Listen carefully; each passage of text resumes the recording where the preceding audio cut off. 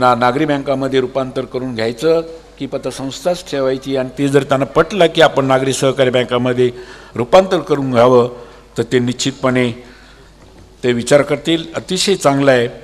आज ही संस्था गाजरे साहेब आणि त्यांचे जे संचालक मंडळ आहे त्यांनी जो समाजामध्ये ठेवीदारांच्या मध्ये आणि सभासदांच्या मध्ये जो विश्वास निर्माण केलेला आहे त्या विश्वासामुळे ह्या ठेवी आपल्याकडे येत आहेत. नाही तर महाराष्ट्रामध्ये एवढं सहकार्याच्या विरोधात वातावरण असताना सुद्धा आपल्या सातत्याने ठेवी वाढलेल्या आहेत. साहेब इतकंच नाही तर नागरी सहकारी बँकांच्या सुद्धा ठेवी वाढत आहेत.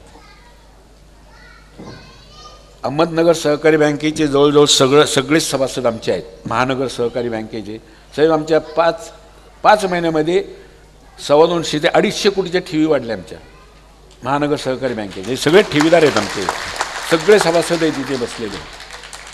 ते इकडेही सभासद आहेत तिकडेही सभासद आहेत. आणि त्यामुळे हा कार्यक्रम दोघांचा एकत्रितच कार्यक्रम आहे. ही आमची धाकटी बहीणच आहे ही.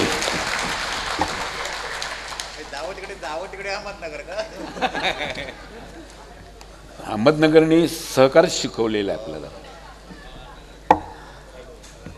म्हणून संपवायचे का समजा, कारण पुढचा कार्यक्रम तुम्हाला बघायचा आहे आणि डॉक्टरांचं भाषण ऐकायचं तुम्हाला, म्हणून मी आपला काही फारसा वेळ घेणार नाही.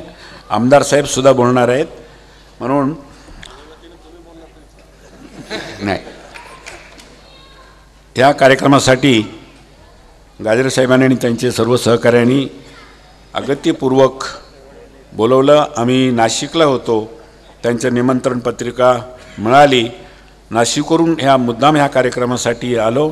तर आम्हाला बोलवल्याबद्दल गाजरे साहेब आणि त्यांचे सर्व संचालकांचे मी मनपूर्वक आभार मानतो. ह्या संस्थेला सुविश चिंततो आणि माझे 2 शब्द संपवतो. आजच्या या सेनापती बापट कोऑपरेटिव्ह क्रेडिट सोसायटीच्या रौप्य महोत्सवी सोहळ्याला या ठिकाणी आवर्जून उपस्थित झालेले नगरसेवक माननीय महेश साळवी साहेब यांचंही मनःपूर्वक हार्दिक स्वागत. मी सचिव बाळासाहेब शिर्के यांना विनंती करतो की आपण माननीय महेश साळवी यांचं या ठिकाणी स्वागत करावं.